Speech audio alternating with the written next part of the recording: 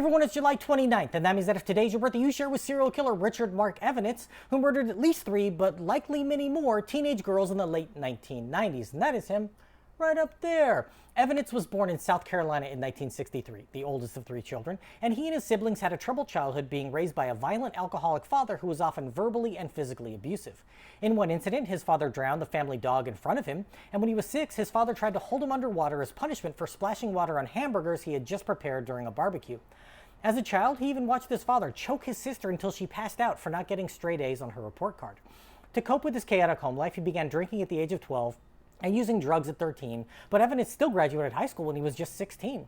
He worked briefly at Jiffy Lube, but was caught breaking into a neighbor's house and bouncing a check at Kmart.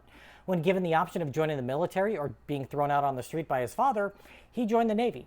Surprisingly, his parents were still married, but when Evonitz was 21, his mother divorced his father after carrying on a phone affair with an inmate who was serving a life sentence for murder that she later married in a prison ceremony. Evonitz got married while in the Navy to a 16-year-old girl when he was 25. His first sex crime came when he exposed himself to a 15-year-old girl in a parking lot when he was 24, for which he received 3 years probation, was demoted in rank, but was still allowed to remain in the service and was honorably discharged at the age of 28. He and his wife had settled in Virginia, but in 1996 she left him for a man she met on the internet, which apparently caused Evonitz to become despondent.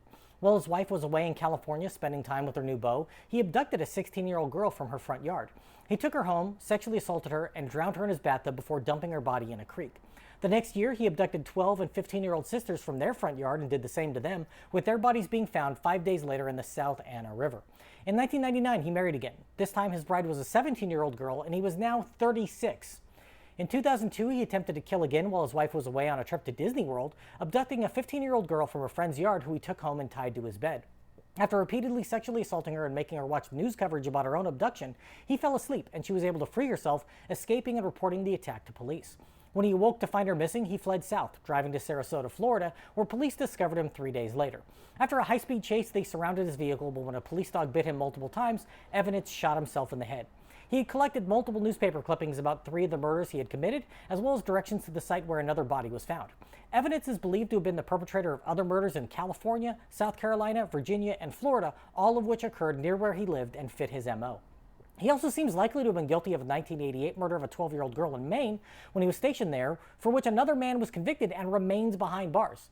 His final victim, who escaped, Kara Robinson Chamberlain, has gone on to have a fulfilling life as a mother, public speaker, and advocate for victims, and Lifetime recently aired a TV movie with her story. If this is your birthday, I hope you have a great day. Leave me a comment so I can wish you a happy birthday. If you know someone whose birthday it is today, send them this video so I can find out all about their birthday twin. And to Richard Marc Evonitz, I say, happy birthday, you bastard.